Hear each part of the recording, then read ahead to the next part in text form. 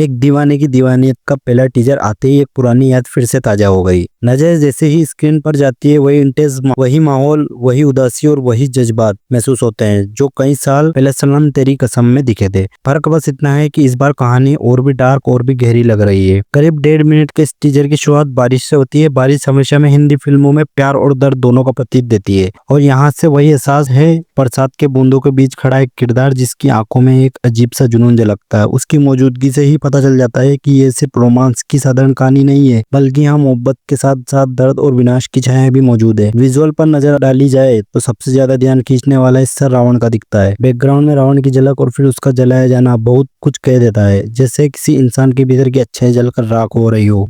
बची हुई चीज सिर्फ जुनून और अंधकार है। ये सीन इस बात की ओर इशारा करते हैं कि प्यार जब टूटता है तो वह इंसान को किस हद तक बदल सकता है। सोनम बाजवा का किरदार भी यहाँ बहुत गहरी परतें लिए हुए नजर आता है। चेहरे पर मोहब्बत की जगह गुस्सा और नफरत झलक रही है। ऐसा लगता है कि उनके किरदार के पास मोहब्बत को नकारने की ताकत है और यही नकारना पूरी कहानी की दिशा बदल देता है। उनका ये रूप सिर्फ एक लव इंटरेस्ट का नहीं बल्कि ऐसी शक्ति का लगता है जो सामने वाला का अंदर तक तोड़ सकती है। हर्षवर्धन राणा की स्क्रीन प्रेजेंट इस टीजर में बिल्कुल वैसी है जैसी उम्मीद थी। 9 साल पहले जो इंद्र दिखा था वही रूप दोबारा महसूस होता है। टीजर में एक और चेहरा दिखाई देता है, शायद रंधावा। उनकी मौजूदगी भले ही थोड़ी देर की हो लेकिन बहुत मायने रखती है। उनकी एंट्री में साफ होता है कि उनका किरदार कहानी में गहराई जोड़ेगा। अक्सर मोहित सूरी की फिल्मों में साइड कैरेक्टर भी बेहद अहम साबित होते हैं। यहाँ भी वही अंदाज झलकता है, शायद वही इस पूरी लव स्टोरी को संतुलन बदल देंगे। संगीत की बात की जाए तो इसमें वही खासियत है जो मोहित सूरी की फिल्मों में हमेशा रही है। बैकग्राउंड में चलने वाला गाना सिर्फ दिल में उतर जाता है। इसमें दर्द भी है, दीवानगी भी है और एक अजीब सा खिंचाव भी है। ये गाना सुनते ही दिल में जगह बना देता है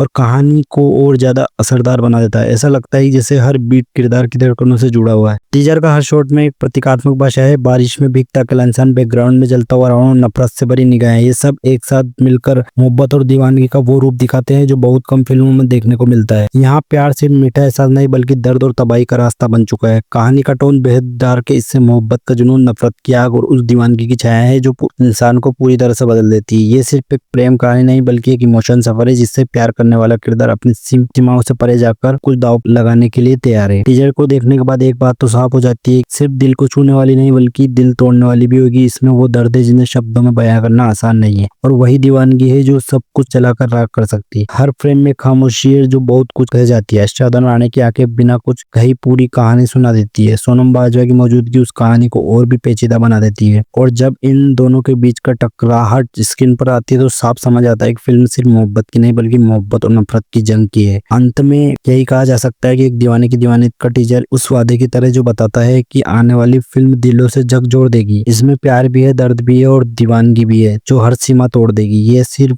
एक सिनेमेटिक अनुभव नहीं बल्कि एक भावनात्मक तूफान है के गुजरने के बाद शायद कोई भी पहले जैसा ना रहे। ये था अपना पूरा रिव्यू। मिलते हैं अपने अगले वीडियो में, तब तक के लिए जय श्री राम।